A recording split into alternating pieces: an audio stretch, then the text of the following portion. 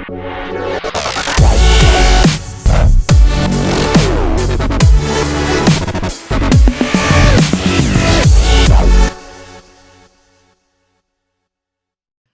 right, so today we coming to you with another episode of Auto Glass Tech Talk, and we got a super special guest. This guy here, he's a technician, he's an instructor, and he's a champion. So we got Jason with us today. So Jason, I'm gonna let you introduce yourself and tell us more about you. So the floor is yours, brother. I'm Jason Martin with Wise Fly Auto Glass. That's about it, man. I'm just a tech. I've been in the business for 25 years. I love what I do. I still love what I do. You know, I get burnt out every now and then like everybody else, but I love what I do. That's what's up. Morning, Jason. Nice. Morning. Morning. All right. So, you guys been open the whole time? Yeah, we stayed open the whole entire time. I started looking and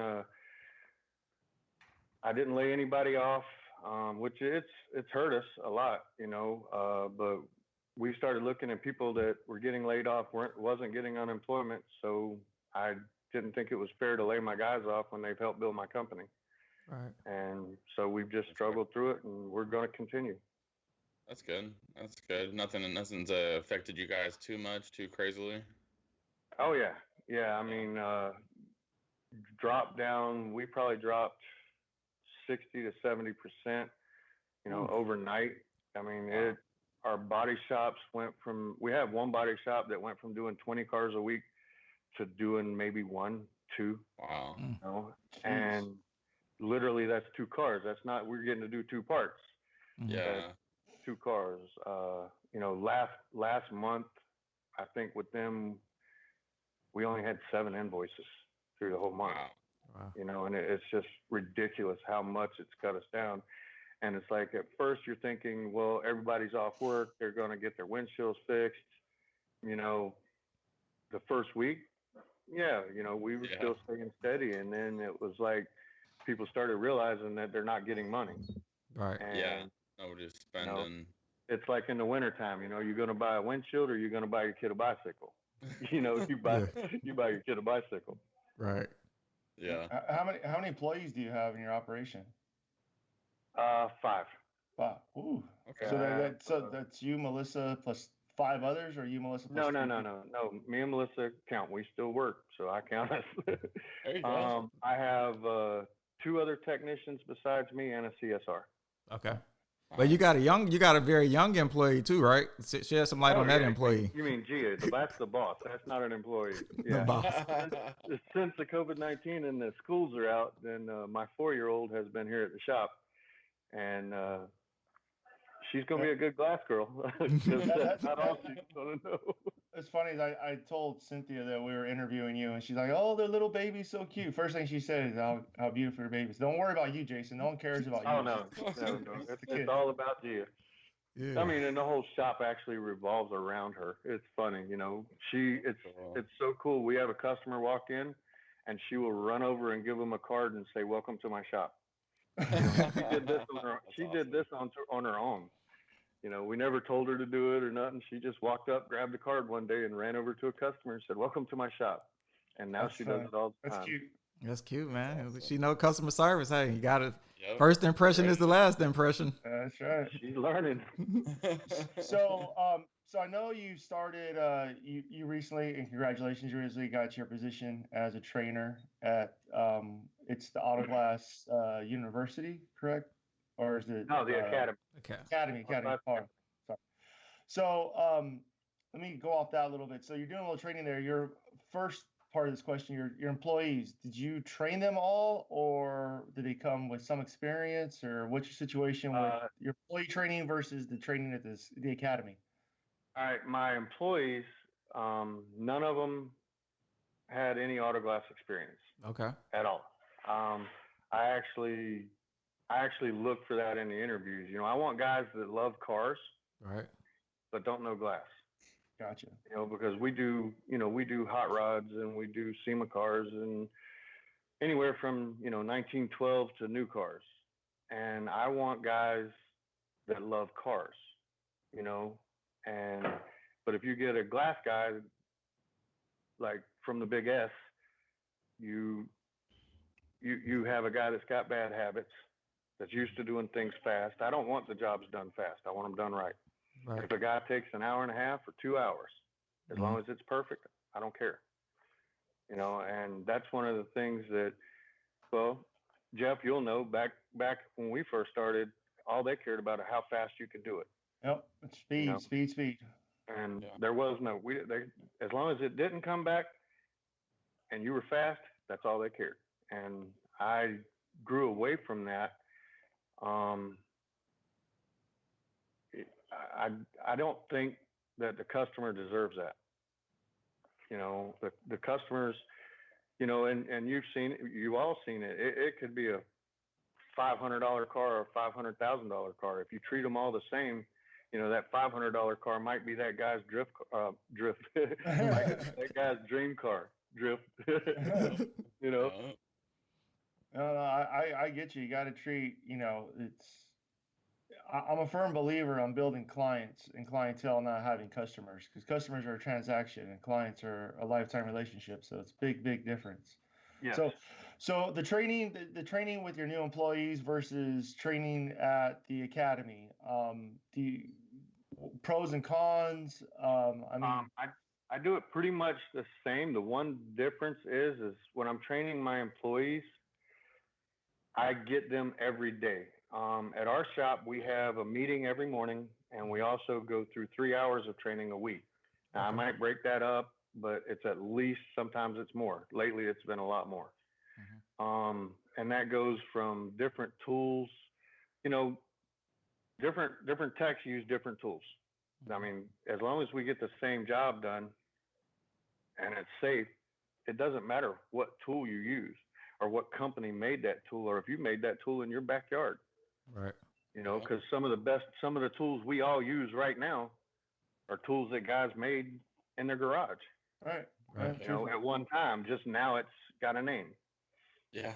And so I believe as long as the job is done safely and properly, that, it doesn't matter what type of tool you use or where you get, when it comes to like the academy, we have 1 week. So in that week, you have guys that's never touched a car before and don't even know what a Phillips head is. Right. And then you've got guys that's got 13 years experience. The thing that most guys don't realize is like the standards that we go by now. In the 90s, we didn't have these standards. Nowadays we do. Like my guys, they all know the standards. They all live by it, work by it. We have a week at the academy to keep going over this and to get it in guys' heads, that their Uncle Bob could have showed them how to change glass 15 years ago. That doesn't mean that they were doing it right. Right. But back then, we thought we were doing it right. I mean, Jeff, me and you thought we were doing it right because that's how we were taught. No, you're right. I was just talking to a guy in the group, and I'm not going to say his name or his business, but we were talking this past weekend, and he gets really frustrated with the people who own a shop because they're stuck in the 90s. They don't want to conform to the new stuff. And we're just talking about glue. And he's like, no, we're going to keep using this 418. And they're, we all know 418 isn't exactly the best thing to put windshields in with, especially dealing with new cars, but they're like, we've done it for 30 years and never had a problem. And that's the worst phrase anybody ever says. That's the one statement that I just truly hate. Yes, get with the times. I used to do it back in the day. I did 12-minute jobs. And so, all of us did, but we didn't know any different. Now, if you stay with the times, you learn the differences. New cars change every year. There's 300 new cars come out every year with 6 to 8 pieces of glass. We have to know them. It's not the same regulators as you were doing in the 80s or in the 90s. Right. True, they're not all 848s anymore, even though I still get to do them every now and then. Oh man, I haven't done one of those in forever. I just did one the other day. Oh jeez. Which is about the only reason to use 418 is on a rubber gasket. Yeah. Hey, so while we talking about tools, Jason, can you explain and give a little bit more details about the actual tool? I think you created a tool and won an award for a tool a couple of years back. The first year that in Palm Springs, Palm Springs, Florida, that I went to the Olympics, Mm-hmm. I made the Final Four and I won the Ingenuity Award on my dash cover. Okay. And we all use dash covers, you know, and mine is a little bit different than most guys. It's actually, which I'll tell you guys, it's leather, and then on the bottom I actually put neoprene, Mm-hmm. and the neoprene conforms to the dash, but it also conforms to the defroster vents. So if the glass is if you just detonate the glass somehow, Mm-hmm. there's no glass going to be able to get in. It's no different than taping it, you know, Okay. except for when I do Corvette, it fits everything. Okay. You know, it's also completely adjustable, but it doesn't get in your way. You know, Okay. it's actually a two-part system. And so I won the Ingenuity Award for that. And then my leveling kit, Mm-hmm. I won the year that I won the world. Mm-hmm. I won the Ingenuity Award for that. And it's a similar to most guys' leveling kits, except for it can hook to the side of your van, your toolbox, your windshield. It's actually done on suction cups. Okay. So to get a level surface, you stick it to the side of your van, you know, any place, and then it levels, Okay. and will self-leveling for the rain sensors. Okay. Okay. So if anybody want to see these tools or purchase these tools, how can they do that? I don't sell them. Oh, you don't sell them? Okay.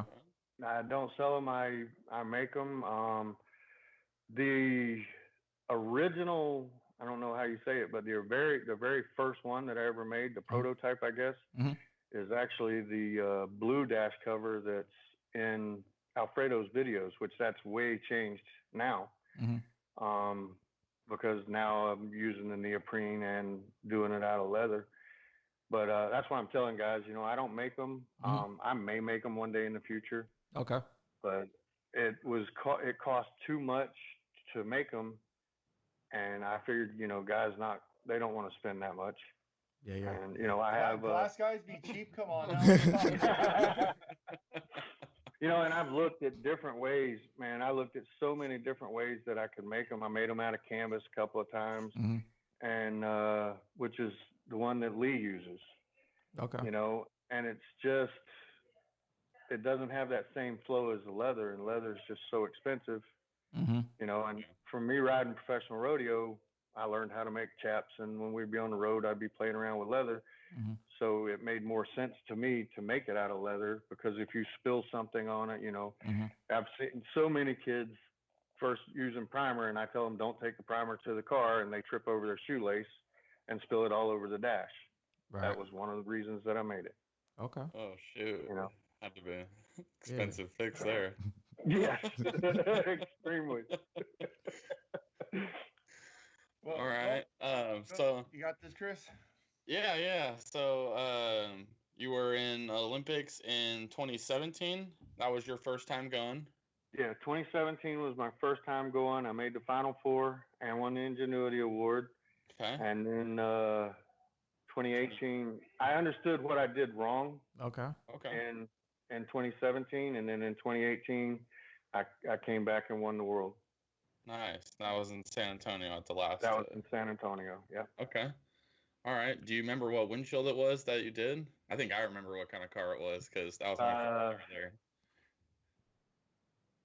A Nissan. It was a Versa. Yeah, Nissan Versa. Nissan, right? Okay.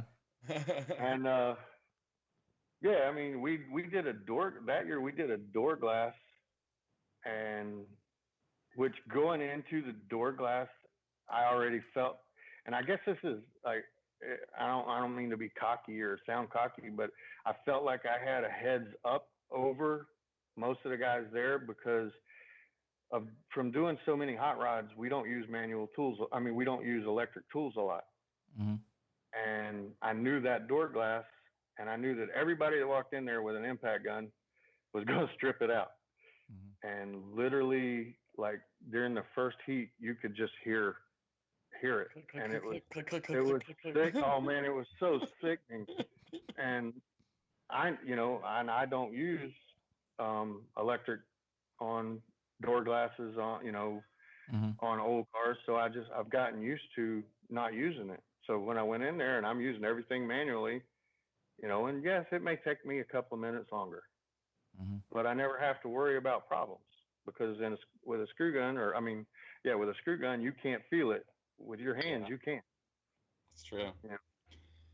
Yeah. So during the 2018 when you won that, was there like a oh shit moment during the competition there?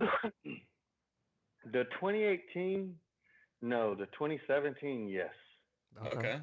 Oh yeah, the 2017 when we were sitting in the meeting and they said we were doing quarter glasses, and so my first year, and all I thought about was I've been practicing for windshields, and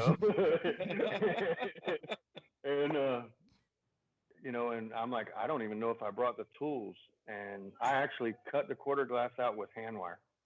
Oh, nice. Yeah, and then in the 2018, they're in the finals. I was prepared. I was confident. That whole year I did every job the same. Okay. And literally when I walked in, I was ready because I just had my tool bag that I had used every day. Right. Everything was in the same. Everything's in the same order. Everything's in the same, and I was very confident. It's an easy car. Right. That one, they're really.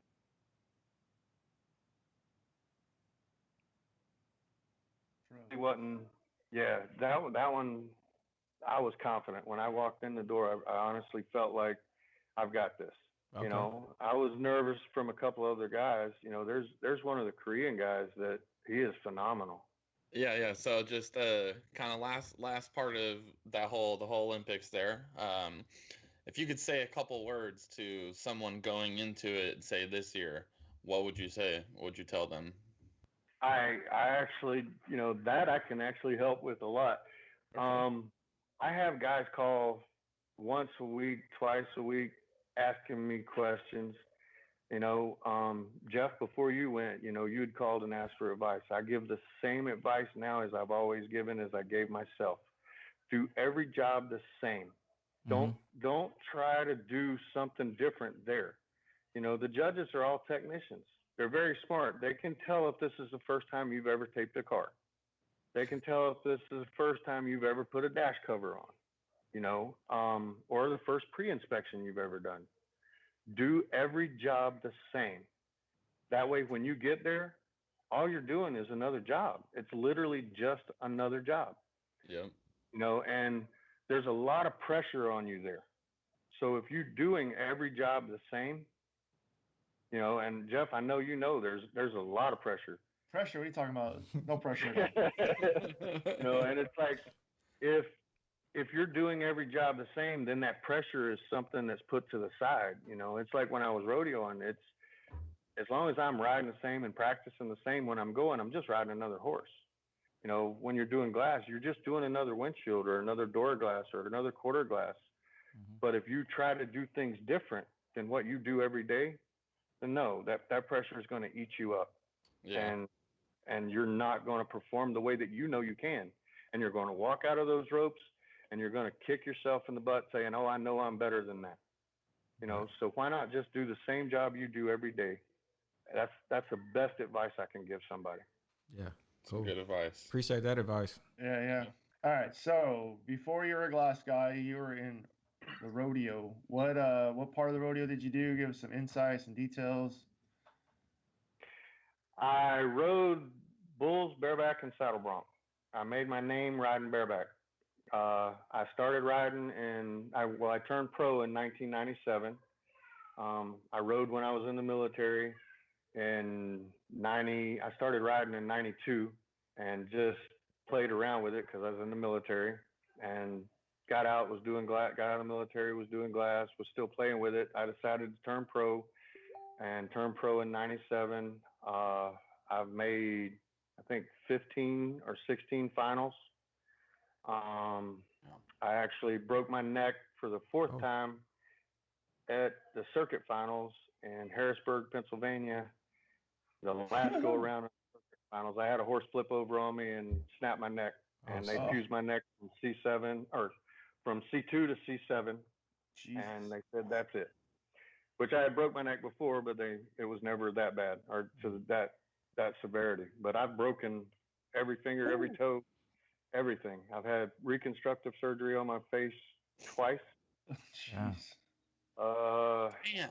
Broke my neck, collarbone. I only have half a collarbone on my left side. I broke my arms 18 times. Wow. Yeah, no. Good. Sternum. I mean, you keep going, dude. You point, it's been broke, and I mean everything.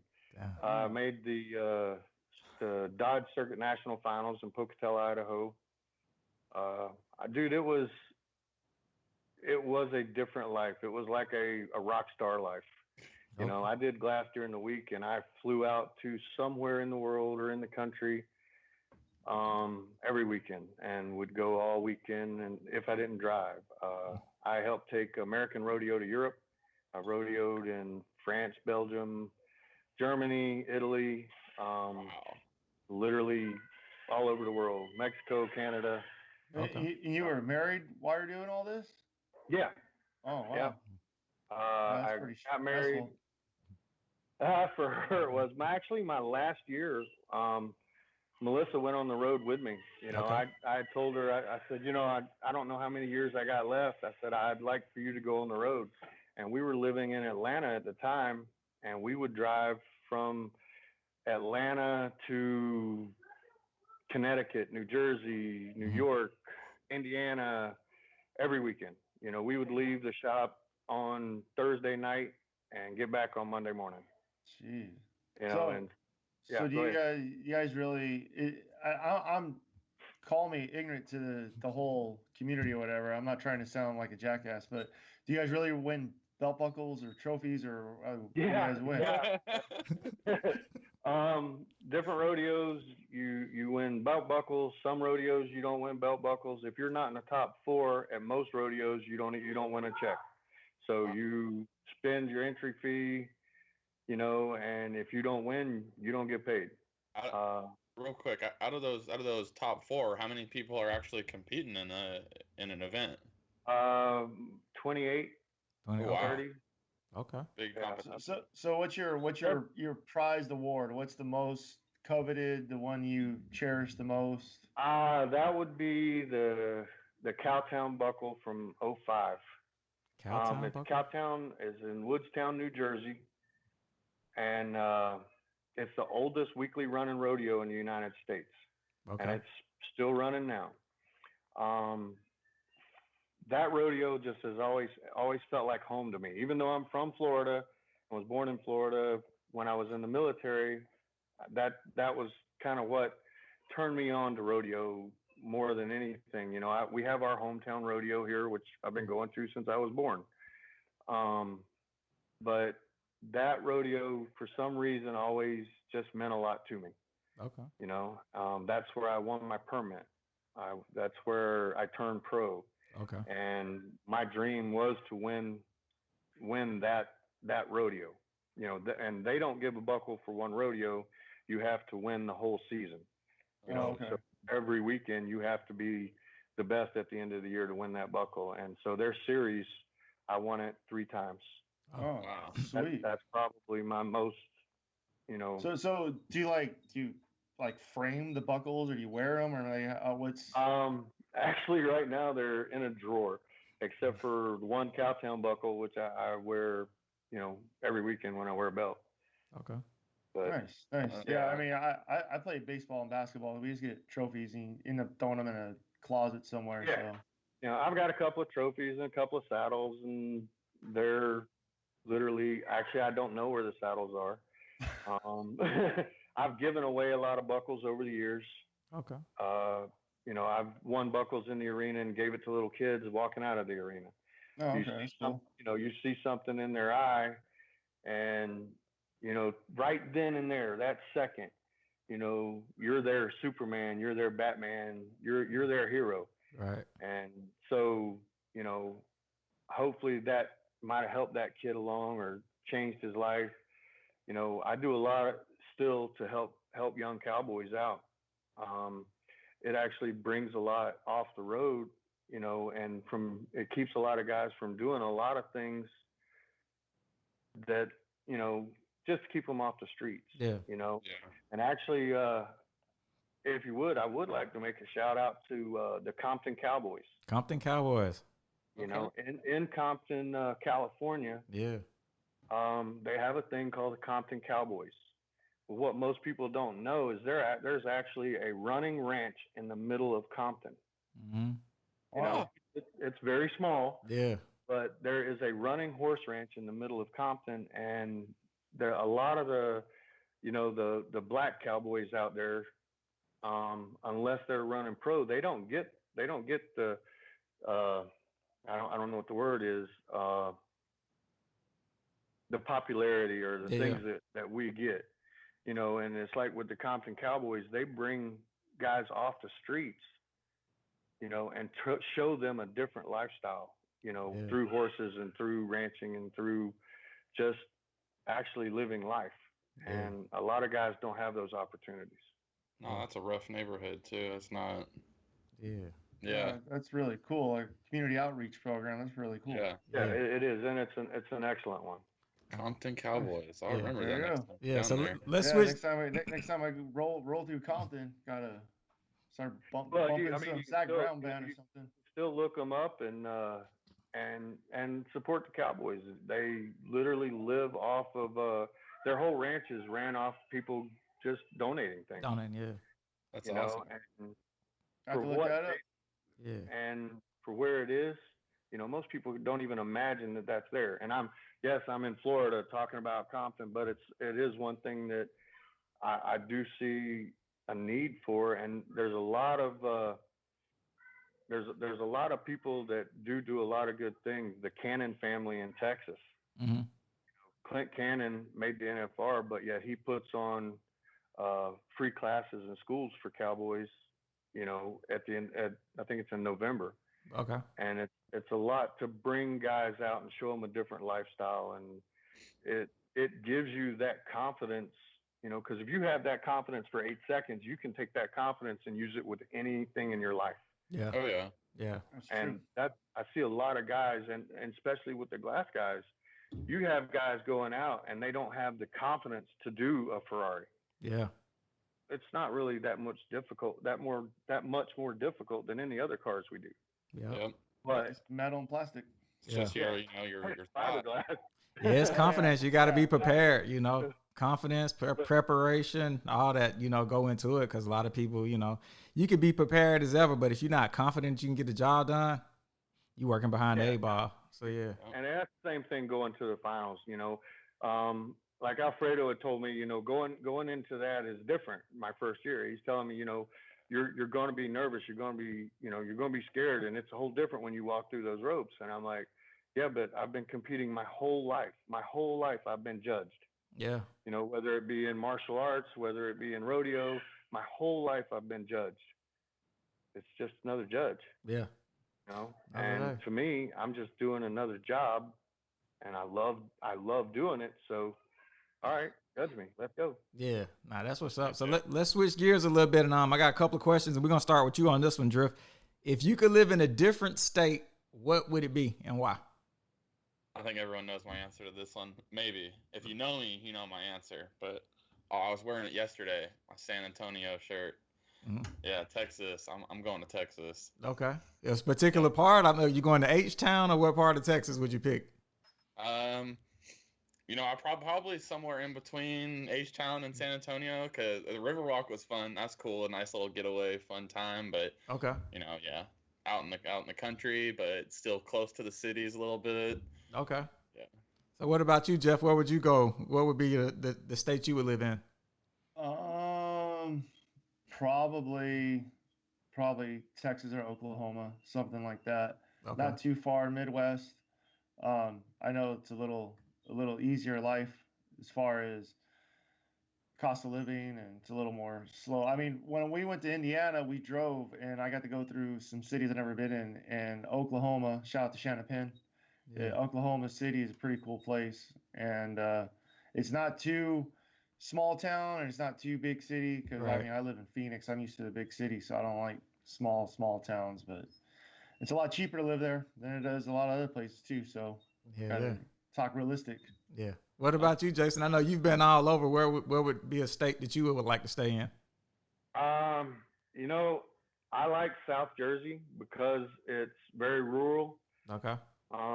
But with all the laws and everything going into Jersey nowadays and the way their taxes have been going, if I had to live somewhere else, I'd have to say Texas also. I'd probably be somewhere around Houston, outside of Houston, so that I'm close to the beach. I'm close to, but I'd have to be in the country.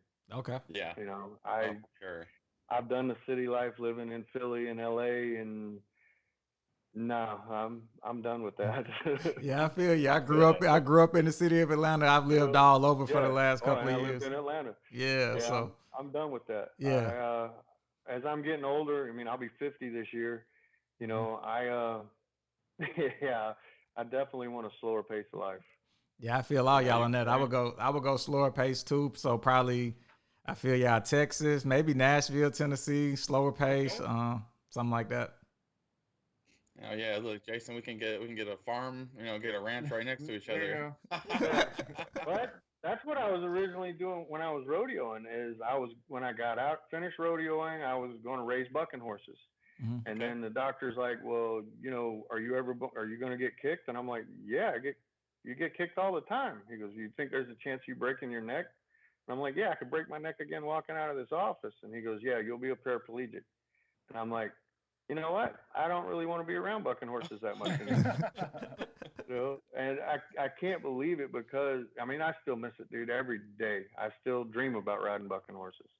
Yeah. But I am so thankful that I got to live the life that I wanted to live, where most guys don't. Right. You know. Yeah. And I was truly gifted and truly blessed. Yeah. You know. Yeah. So here go the last question before I let everybody get out of here. I know everybody got stuff to get to, but last question, and we'll start with you, Jason. What's your most extreme fear? I know. Melissa says I'm not scared of anything. Okay.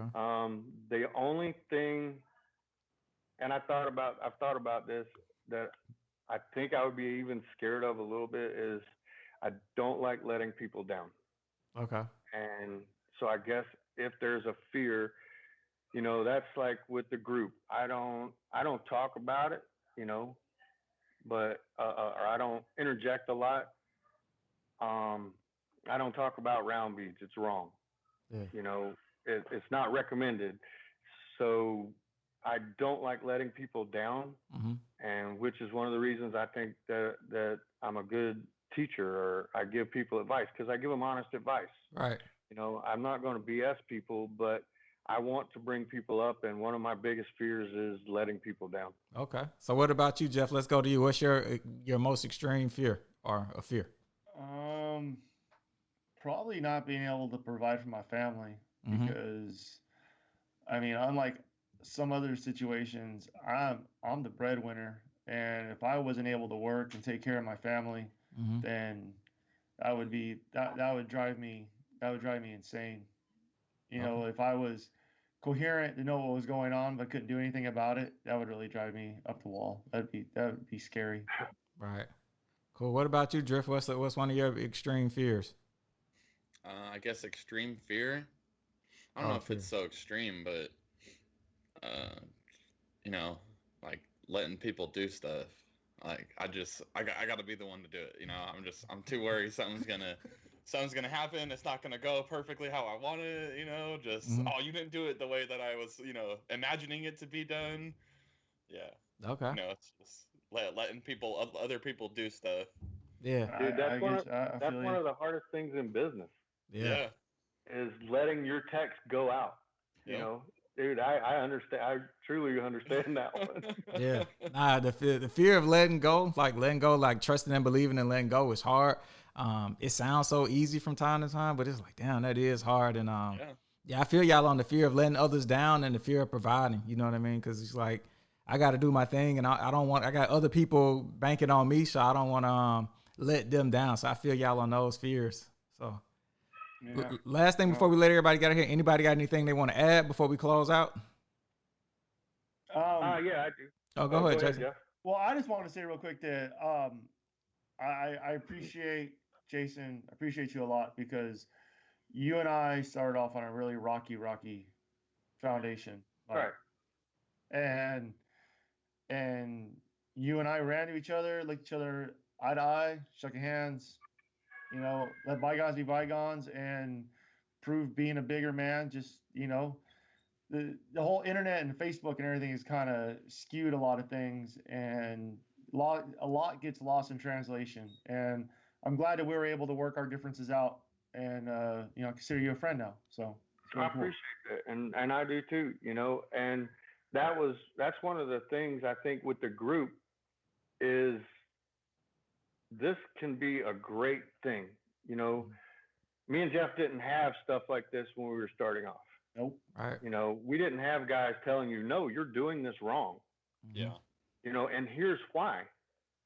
And both of us, we've all been hackers at one time or another. A hacker makes a great glass guy. When you want to change, then you can, and you can make a great glass guy. And you can do things by the steps.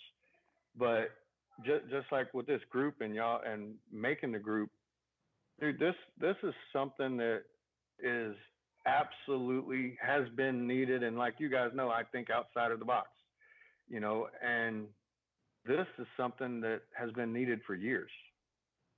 Yeah. And I support Auto Glass Safety Council, and I support doing everything properly. But unless guys know that they're doing it wrong, which is one thing about this group, they're never going to change. They're never going to be allowed to change because they don't know any different. And one of the biggest things I can say is study, and safety. Yep. And Jeff, I'm glad we're all over it. It was something that never should have happened in the first place. But because of the way the internet is and because of things getting misconstrued, that's just the way it is. Yep. And it goes to when it's tools, like on the group, everybody's, oh, you got to use this tool. No, you use whatever tool you feel comfortable with to do the job properly. Right. I'd use different tools, than Drift. Drift uses different tools than me, but we both, we all respect each other. Jeff uses different tools than Drift. Me, we all do, and Alfredo. But we all respect that we're doing the job properly. And I think that if more guys could just see the end result and the steps, no matter what tools you use, I think that would just make even a tighter community. That's what's up. Well, we appreciate the advice, the guidance, the wisdom, and you dropping knowledge to us on this. And it's the whole goal of ours is if you know better, you do better. And this is a community where everybody can share information and knowledge is power. And like you say, safety is in there too. So if you know the safety aspect of it and knowledge is power, hey, you that's a good recipe right there. Recipe for success. I definitely agree with that. Yep. So that's what's up. So we'll let everybody get out of here on that. Everybody stay focused and have a good working day.